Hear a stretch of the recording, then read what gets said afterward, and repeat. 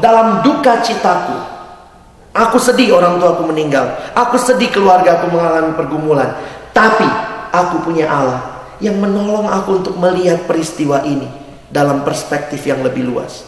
Ucapan syukurnya jelas. Jangan cari-cari ucapan syukur gitu ya. Apa yang disyukuri ya, Papa mati ya, gimana ya? Oh, bersyukur petinya bagus gitu. Goblok, benar. Kadang pengajaran diterapkan tanpa konteks. Belajar bersyukur. Apa yang disyukuri sebenarnya oleh Habakuk? Bagi saya dia mensyukuri dia punya Allah, sehingga dia bisa berkata, sekalipun semuanya gak ada, aku punya Allah. Ini pengakuan Mazmur 73 kan? Sekalipun dagingku dan hatiku habis lenyap, tapi tetaplah Allah bagianku selama-lamanya. Puji Tuhan. Bersyukur Tuhan punya PLN. Nah, teman-teman, di sini kita jadi melihat apa yang perlu kita percayai, yaitu Allah sendiri. Percaya itu apa sih? Percaya nggak mudah, karena kita bukan orang yang mudah untuk percaya. Apalagi kalau kalian orang yang dibesarkan dalam keluarga yang trustnya juga rendah, sehingga akhirnya kemana-mana bawahnya kena penyakit ya, penyakit curigation, curiga aja, curigation syndrome. Lihat orang langsung, dia bakal begini kan, curiga ya. Nah, di sini kita butuh untuk percaya. Percaya itu bukan cuma dengan mulut, percaya. Tapi percaya yang benar meliputi penyerahan total, ya. Meliputi penyerahan total. Ada satu cerita begitu ya tentang orang yang percaya. Ini ada satu orang yang lagi berjalan, dia seorang muda jalan di tengah malam yang gelap, dan dia lagi lewat sebuah pegunungan, dan kemudian dia jatuh dalam jurang. Wah, jatuh dalam jurang yang sangat gelap. Wah, dia menggapai-gapai. Dia coba menggapai-gapai, dia jatuh ke bawah, dan akhirnya kemudian dia bisa menggapai sebuah dahan, saudara. Dan waktu dia bisa gapai dahan itu, dia pegang erat-erat dahan itu. Lalu kemudian dalam ketakutannya, karena sangat gelap teman-teman ya, dia taruh jarinya aja gini nggak bisa kelihatan. Ada kemudian dia teriak. Enggak, jangan dicoba di rumah ya, ini cuma cerita. Dia teriak, halo, ada Tuhankah di sana? Ada Tuhan di atas sana? Terus kemudian, ini cerita aja ya, Tuhan jawab, ya anakku, aku ada. Apa yang kau mau? Tuhan, lihat ya aku dulu jatuh begini dalam. Tuhan, aku lagi pegang dani. Tuhan, apa yang aku harus lakukan? Nyatakan Tuhan, apa yang harus aku lakukan? Selamatkan aku. Terus Tuhan bilang begini, anakku, lepaskan dahan itu. Diam dia, mikir 5 menit mikir. Habis itu dia ngomong lagi, halo, ada Tuhan lain? Tidak ada jawaban sampai fajar menyingsing. Dia pegang terus, berpegang pada dahan itu, gila nih, aku mesti bertahan nih. Fajar mulai menyingsing. Terlihatlah matahari sudah mulai menerangi bagian atas dari jurang itu. Dia lihat ke atas, tuh kan, jauh banget Tuhan, gue jatuh nih. Begitu lihat ke bawah, dia cuma 1 jengkal dari tanah.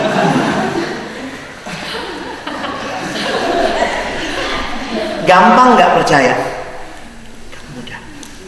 Kita percaya kalau itu sesuai dengan yang kita pikirin. Tapi Tuhan sangat-sangat, bagi saya Tuhan sangat-sangat baik. Dia deal dengan ketidakpercayaan kita. Dia peduli dan terus-menerus menguatkan. Saya pikir kalau punya nabi model Habakuk nanya mulu gitu ya.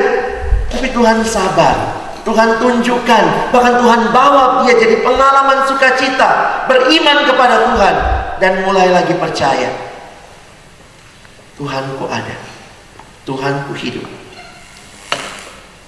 Dalam pergulatannya dengan realita hidup yang dihadapi, Nabi Habakuk mengalami konflik yang dahsyat dalam batinnya. Konflik antara kehendak dirinya, apa yang dia anggap baik buat bangsanya, dengan apa yang menjadi kehendak Tuhan, ya. Bisa muncul lah.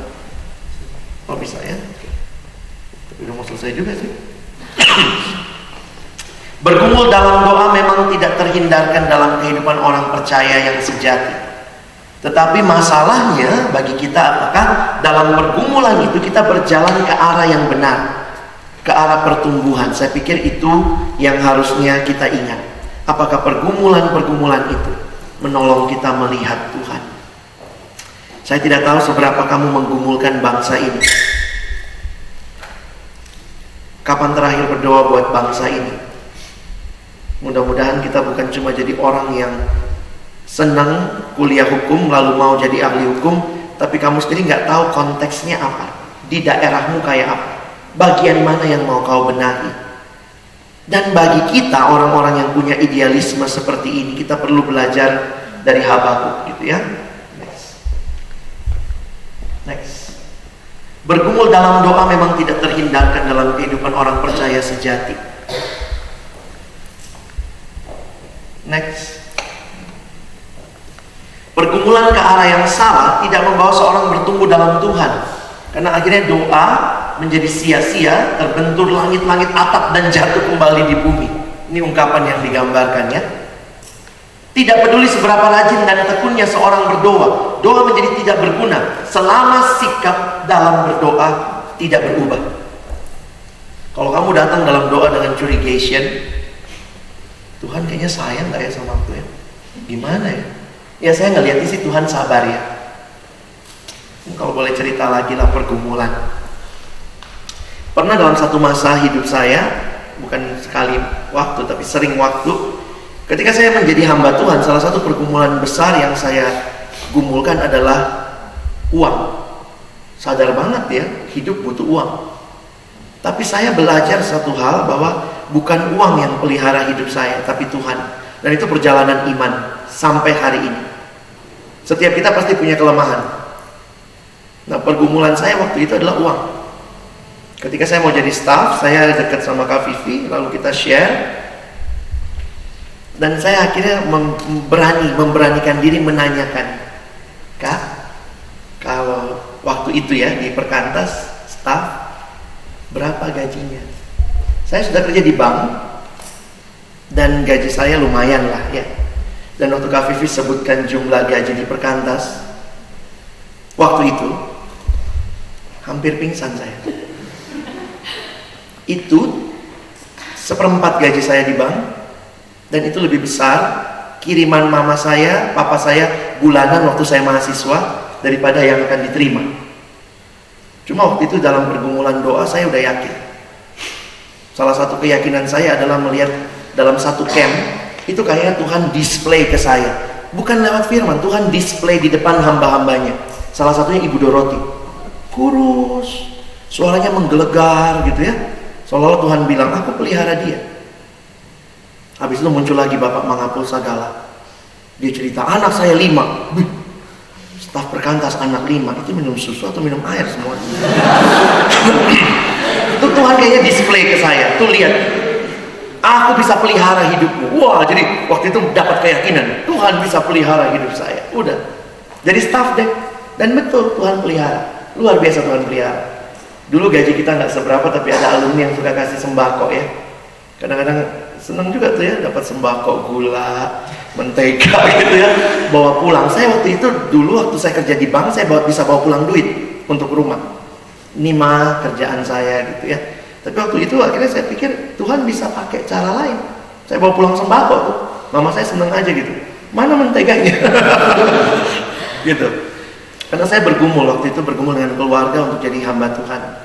Mereka mikir mereka udah sekolahin saya. Kakak saya dapat beasiswa full di Australia, jadi tidak dibiayai orang tua. Saya yang dibiayai, anak laki-laki paling tua. Dan saya ingat waktu itu papa saya cuma ngomong begini, kamu masuk di kampus yang bagus. Waktu saya bilang saya mau jadi hamba Tuhan, dia cuma ngomong, saya tidak rela anak saya meminta-minta uang jemaat. Dan ini mungkin karena konsep hamba Tuhan yang jelek yang papa saya lihat. Dan waktu itu dia bilang, saya nggak rela anak saya begitu. Dan waktu itu saya bilang, nggak apa-apa, saya mau tetap terjadi pertumpahan air mata. Bukan darah ya. Kemudian papa saya ingat dia ngomong begini, kita bukan orang kaya. Semua yang bisa diwariskan untuk kamu sudah dipakai sekolahin kamu. Dan sekarang kau pilih hidup kayak gitu. Saya nggak tahu lagi mau gimana. Saya sempat perang dingin sama papa saya, tinggal serumah sih tapi nggak ngomong. Jarang ngomong lah. Kalau ngomong juga hal-hal umum, karena kalau udah ngomong masalah kerjaan bikin sakit hati. Kalau datang acara keluarga orang nanya, kakaknya kerja di mana? Oh, papa saya bangga banget. Udah kerja perusahaan asing begitu ya. Si Alex di mana? Oh iya, kita makan ya. Emang ya, pilihan itu. Jadi pergumulan dengan orang tua, tapi juga pergumulan dengan meyakini Tuhan memelihara. Dan saya melihat Tuhan baik banget gitu. Berkali-kali Tuhan kayak konfirmasi kepada saya. Dan satu waktu saya ingat waktu saya mau pelayanan ke Makassar. Saya udah bilang waktu itu sama Kak Anto, saya bilang saya ke Makassarnya pakai biayanya setengah-setengah aja. Karena saya juga sekalian mau liburan, sekalian saya diundang pelayanan di sana. Jadi saya bilang setengah dari kalian, setengah dari saya. Berani juga ngomong begitu padahal nggak ada uangnya.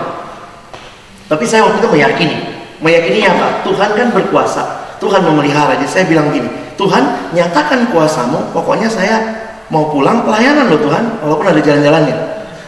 Jadi setengahnya dari Tuhan siapin. 1 minggu menjelang harus beli tiket, itu makin bergejolak hati saya karena uangnya nggak datang-datang.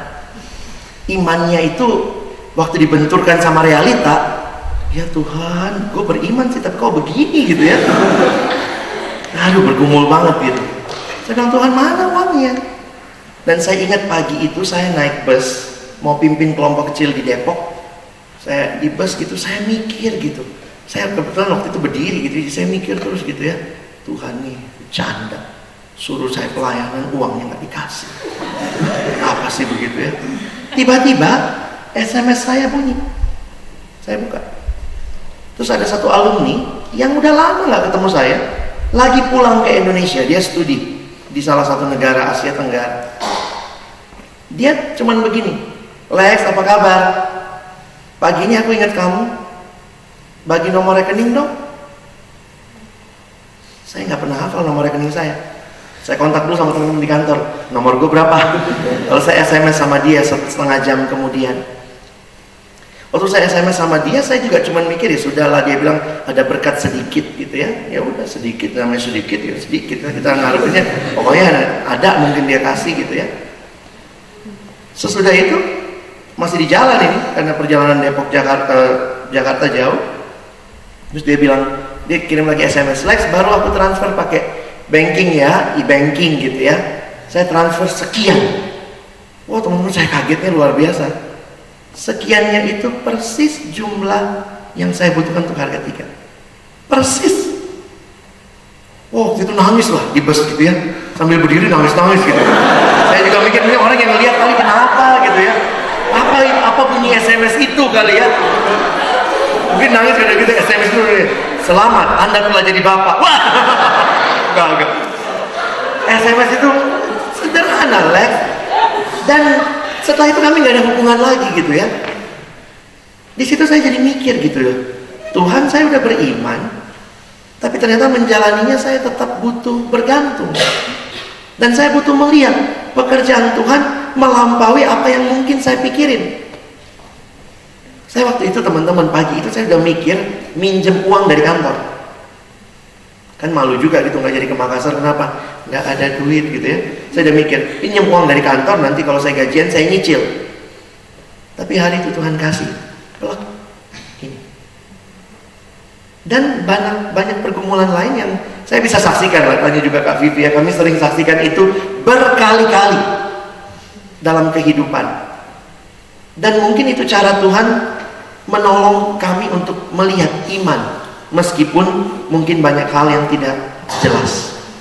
Dan saya tidak tahu pergumulanmu apa, tapi kiranya cerita yang saya bagikan ini menolong teman-teman melihat Tuhan dalam setiap pergumulan. Tuhan akan bimbing kamu dengan cara yang ajaib.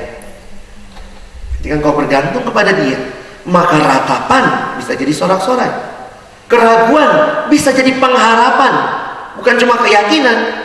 Keraguan jadi keyakinan bagi saya masih satu tahap. Keraguan jadi pengharapan sehingga saya maju lagi. Saya udah mau mundur waktu itu. Tahun ketiga di Perkantas saya udah mulai bimbang. Waktu itu belum ada istilah galau, jadi saya nggak update status galau. Galau itu baru ya. Dulu nggak ada tuh istilah galau. Tapi saya mulai uring-uringan. mikir gini, kalau saya di sana bisa begini, kalau saya di sini tetap begini. Nah mungkin juga saya nggak tahu ya, kalian apakah dipimpin jadi lawyer yang kaya atau yang miskin, atau semua lawyer kaya, saya nggak tahu. Tapi kalau kamu mengerti apa yang Tuhan mau dan kamu makin meyakini melalui perjalanan hidupmu, maka keraguan pun bisa jadi pengharapan. Dan ini memacu terus. Habakuk bisa berkata, aku akan menantikan. Coba lihat nextnya. Habakuk melalui beberapa fase dalam kehidupan. Saya ambil dari seorang hamba Tuhan. Ini menarik untuk kita ingat kali ya. Sebenarnya kalian ingat eksposisi kita 3 kali ini. Ia mengalami kemenangan dan bertumbuh dalam imannya kepada Tuhan. Next. Fase-fase pergumulan Habakuk memberikan arah yang jelas bagi orang Kristen sepanjang zaman untuk bertumbuh. Pertama, dia pakai istilah fase minta, itu pasal 1. Berapa lama lagi Tuhan aku berteriak terus menerus gitu ya, penindasan tidak kau tolong.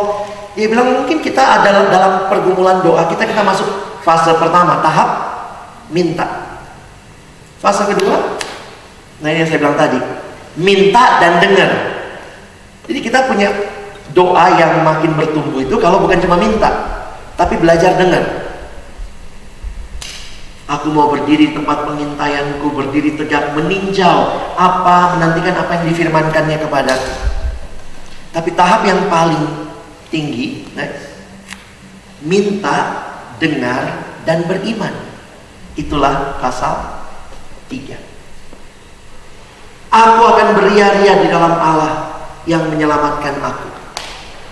Beriman, minta, biasanya fokusnya diri. Dengar, belajar terbuka pada kehendak Tuhan. Beriman, yakin bukan yang aku mau, tapi yang Tuhan mau. Next. Apabila Anda melihat perubahan nada dan suasana dalam doa Nabi Habakuk di pasal 3 ini, apa yang berubah di sini? Apakah bangsa Israel dilepaskan dari tangan orang Kasdim? Apakah Allah berubah? Apakah seluruh pertanyaan Nabi Habakuk, berapa lama lagi ya Tuhan, terjawab? Tuhan nggak jawab ya? Tidak. Ini semua nggak dijawab. Next. Segala yang ada di luar diri Nabi Habakuk tidak berubah. Yang berubah adalah yang ada di dalam diri sang nabi. Pergumulan kita di tengah bangsa ini mungkin tidak membawa bangsa ini langsung berubah seperti yang kita harapkan. Tapi orang-orang yang punya pengharapan akan terus berjuang bagi pembaharuan bangsa ini. Yang berubah dirimu. Dulu mungkin doanya maki-maki, sekarang mulai belajar mendengar, belajar beriman, dan paling puncak bagi saya, kamu serahkan diri. Semua akan jadi biasa aja tanpa penyerahan diri. Hukum rusak, nggak ada yang mau nyerahin diri. Semua nanti tahu mau kerja di bank aja. Bukannya nggak boleh ya, Bang Peter, Bank Indonesia. Tapi bagaimana dengan pergumulan yang tepat? Kau tahu di mana Tuhan panggil. Pada fase yang terakhir ini, pendoa tidak berhenti meminta dan mendengar. Jadi beriman itu bukan berarti berhenti meminta dan mendengar. Tetap minta, tetap dengar. Meminta dan mendengar adalah unsur yang penting dalam sebuah doa. Hanya saja, meminta dan mendengar bukan lagi menjadi fokus doa. Fokus pendoa pada fase ini adalah diri Allah sendiri. Ia akan menganggap pengenalannya akan Allah secara pribadi jauh lebih penting daripada pemberian atau jawaban doa. Next. Sehingga dalam pergumulan saudara bagi Indonesia saat ini, titipan saya, next, minta, dengar, dan beriman. Tapi juga next, dengan setia melakukan bagian kita sebagai mahasiswa dan alumni di kampus dan di bangsa ini. Tuhan panggil kita jadi pendoa-pendoa bagi bangsa ini. Tapi ingat, Tuhan panggil kita juga menyerahkan diri, dipakai bagi pemulihan bangsa ini. Mulai dari dirimu yang diubah. Bukan fokus pada pergumulan permasalahan Indonesia, tapi fokus kepada Allah yang bisa menyelesaikan pergumulan itu. Senior kami dulu, Bang Daltur, suka main sulap. Dia pernah bilang begini, saya akan main sulap dan dalam hitungan ketiga saya akan membuat semua saudara hilang. Pagi ini saya mau coba. Kalau kalian datang dari jauh berdua, bertiga, pegang temannya. Karena dalam hitungan ketiga kalian semua akan hilang. Siap?